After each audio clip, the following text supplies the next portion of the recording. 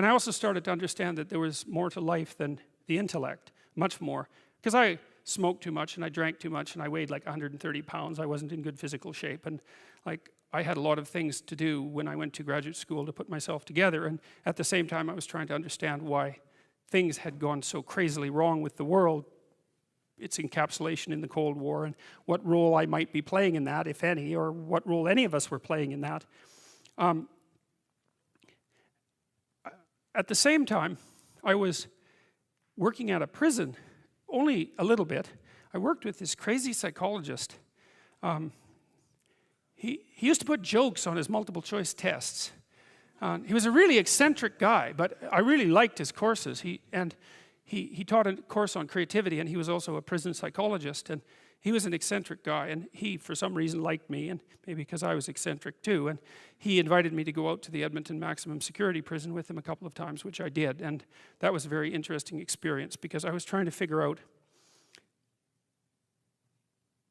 what role each individual's behavior bore to the pathology of the group. It was something like that. And I went out there and I met a little guy, smaller than me. I was a little bigger by then. And he was a pretty innocuous guy. And what had happened was I was out in this gymnasium. It looks like a high school, a prison, which is really quite telling in my estimation. And there were all these like monsters in there, weightlifting, and like they were monsters. I remember one guy who was tattooed everywhere, and he had like a huge scar running down the middle of his chest. It looked like someone had hit him with an axe, and you know, and I was in there, and I had this weird cape that I used to wear that I bought in Portugal, and some boots that went along with it. And yeah, it was like an 1890s Sherlock Holmes cape, and it was really like it was from the 1890s because this little village was up on a hill. It was a walled city on a hill, and they sold these things, and I don't think they'd changed the style since 1890, and so I thought they were really cool, and so I was wearing that, which wasn't perhaps the most conservative garb to don if you're going to go to a maximum security prison. So anyways, I was in the gymnasium, and the psychologist left, and God only knows. I mean, that's what he was like. And all these guys came around me, you know, and they were offering to trade their prison clothes for my cape, and it was it was like I was being made an offer I couldn't refuse, you know, and so I didn't really know what to do. And then this little guy said something like that the psychologist sent me to come and take you away, or something like that. And so I thought, well, better this little guy than all these monsters. So we went outside the gym through some doors, like school doors. We went outside the gym into the exercise yard, I guess, and we were wandering along, and he was talking to me, and he seemed like a kind of an innocuous guy. And then the psychologist showed up at the door and motioned us back, and so, which was kind of a relief. And so I went into his office, and he said, "You know that guy that you walked out in the yard with?" And I said, "Yeah." He said, he took two cops one night, and he had them kneel down, and while they were begging for their lives, he shot them both in the back of the head. And I thought,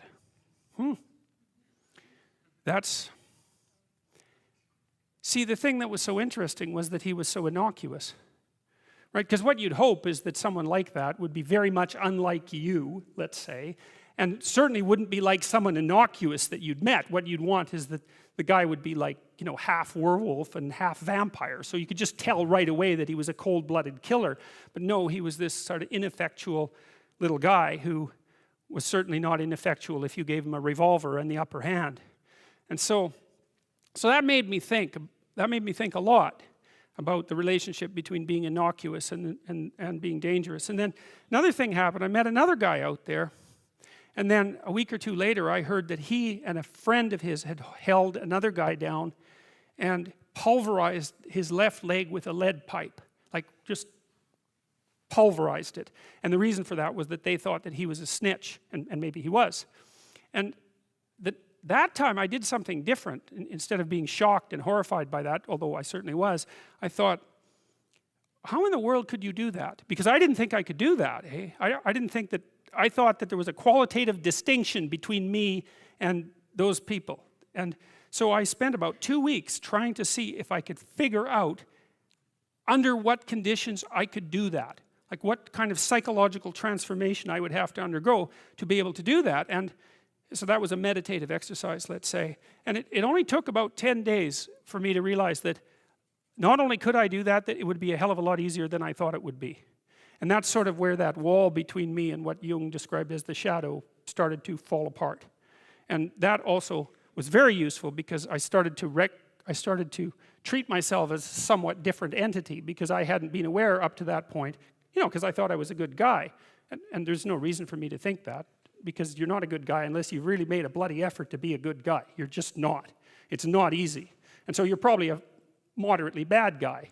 And that's a long ways from being an absolutely horrible guy, but it's also a long ways from being a good guy. And so, but I had a little more respect for myself after that, because I also understood that there was a monstrous element to the human psyche that you needed to respect.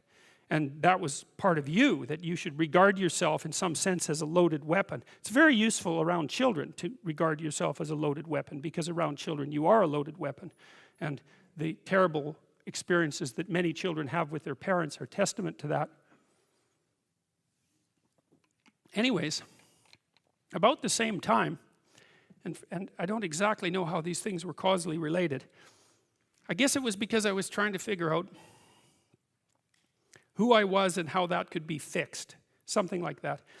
I started to pay very careful attention to what I was saying. I don't know if that happened voluntarily or involuntarily, but I could feel a sort of split developing in my psyche. And the split, and I've actually had students tell me the same thing that has happened to them after they've listened to some of the material that I've been describing to all of you. But I split into two, let's say. And one part was let's say the old me that was talking a lot and that liked to argue and that liked ideas. And there was another part that was watching that part, like just with its eyes open and neutrally judging. And the part that was neutrally judging was watching the part that was talking and going, that isn't your idea. You don't really believe that. You don't really know what you're talking about. That isn't true. And I thought, that's really interesting. So now and that was happening to like 95% of what I was saying. And so then I didn't really know what to do. I thought, okay, this is strange. So maybe I've fragmented, and that's just not a good thing at all. I mean, it wasn't like I was hearing voices or anything like that. I mean, it wasn't like that. It was well, people have multiple parts. So then I had this weird conundrum. It was like, well, which of these two things are me? Is it the part that's listening and saying, no, that's rubbish, that's a lie, you're doing that to impress people, you're just trying to win the argument, you know. Was that me, or was the part that was going about my normal verbal business me? And I didn't know, but I decided I would go with the critic. And then what I tried to do, what I learned to do, I think, was to stop saying things that made me weak. And now I mean, I'm still trying to do that, because I'm always feeling when I talk whether or not the words that I'm saying are either making me align or making me come apart. And I think the alignment, I really do think the alignment I think alignment is the right way of conceptualizing it, because I think if you say things that are as true as you can say them, let's say, then they come out of the depths inside of you. Because we don't know where thoughts come from. We don't know how far down into your substructure the thoughts emerge. We don't know what processes of physiological alignment are necessary for you to speak from the core of your being. We don't understand any of that. We don't even conceptualize that, but I believe that you can feel that. And I learned some of that from reading Carl Rogers, by the way, who's a great clinician, because he talked about mental health in part as a coherence between the spiritual or the abstract and the physical, that the two things were aligned. And there's a lot of idea of alignment in psychoanalytic and clinical thinking. But anyways, I decided that I would start practicing not saying things that would make me weak. And what happened was that I had to stop saying almost everything that I was saying. I would say 95% of it. It's a hell of a shock to wake up and I mean, this was over a few months, but it's a hell of a shock to wake up and realize that you're mostly dead wood. It's a shock. You know, and you might think, well, do you really want all of that to burn off? It's like, well, there's nothing left but a little husk, 5% of you. It's like, well, if that 5% is solid, then maybe that's exactly what you want to have happen.